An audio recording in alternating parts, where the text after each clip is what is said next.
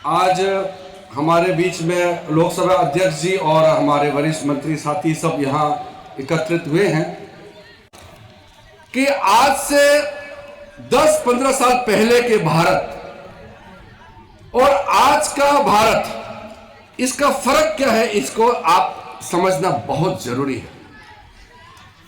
हम लोग जब नई नई राजनीति शुरुआत किया था, मैं ऐसा प्रदेश से आता हूं, हमारे दिल्ली में भी और दिल्ली का सांसद जितने एमपीज मिलते थे या जब पार्लियामेंट के बाहर में भी काफी सीनियर अधिकारी थे, भारत सरकार में बहुत ही वरिष्ठ अधिकारी थे, वो भी हमारा प्रदेश का नाम नहीं जानते थे।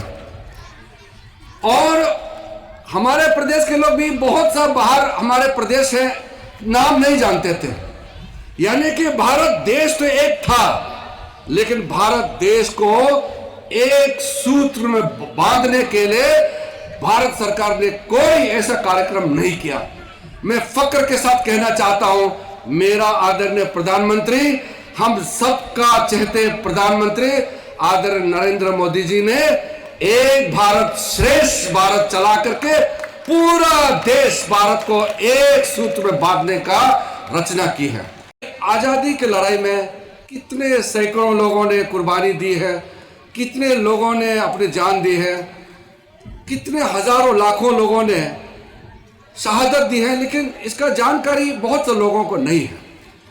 तो अगले 75 सप्ताह में मेरा ये आह्वान रहेगा युवाओं से कि ऐसे लोगों को ढूंढ ढूंढ करके हम याद करें जिसको लोग भूल चुके हैं। जब हम ये कहते हैं कि अनसंग हीरोज, हमारे लिए बड़े हीरो है लेकिन हम उसके नाम नहीं जानते हैं। तो ऐसा कुछ लोगों का, क्योंकि मैं पूर्वोत्तर राज्य से आता हूं, हमारे यहाँ कुछ फ्रीडम फाइटर्स हैं। मैं जब गृह मंत्रालय में था तो फ्रीडम फाइटर्स का हम एक रजिस्टर चलाते हैं, हजारों लोगों को हम पेंशन देते हैं, अभी तक में पेंशन देते हैं। लगभग अब जो 1947 तक में जो आज़ादी की लड़ाई किया है, कितने लोग जिंदा है आप सोच सकते हैं।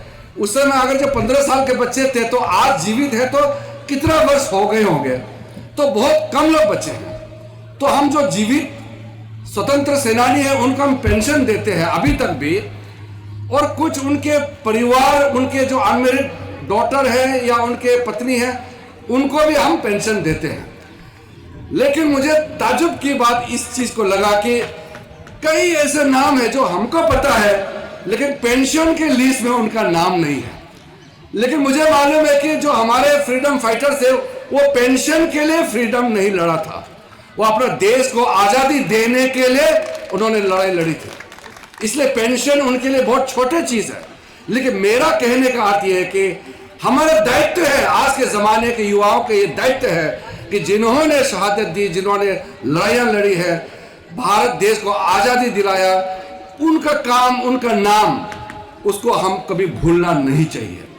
हमारे 8 राज्य हैं पूर्वोत्तर में, जैसे असम में कनकलता बरुआ, उन एक एक का आप कहानी पढ़ने लायक है। आप उनका लड़ाई का जब आप पढ़ेंगे आपको रोंगटे खड़े हो जाएंगे। ऐसे ऐसे लोग हैं, मैं जिसका नाम ले रहा हूं। मणिपुर से पौना ब्रजभाषी, और मणिपुर से वीर विक्रमजीत सिंह, नागालैंड से रानी गाइदिन्ल्यू, शायद इसका तो काफी लोगों ने नाम सुना है रानी गाइदिन्ल्यू का। मणिपुर से हाइपो जोधनाम, मेघालय से यू थिरोत सिंह श्यामले, अरुणाचल प्रदेश से मोजीरीबा और मातबोर जमो, असम से मुख्यमंत्री रहे तो शायद इसको आप लोग सुने होंगे, गोपीनाथ बोरदोलोई, मेघालय से यू खियांग नंगबा, और मेघालय से पा तगम संगमा।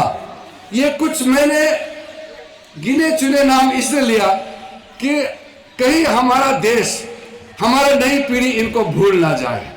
और साथ साथ जो आगर पंक्ति में, जो फ्रंट लाइन में जो लड़ाइयां लड़ी थी महात्मा गांधी जी के नेतृत्व में, जितने हमारे देश के बड़े बड़े नेताओं ने लड़ाइयां लड़ी थी, उनको तो हम याद करते ही हैं, लेकिन उनको याद करते करते में उनके बताए हुए रास्ते पे भी चलना चाहिए।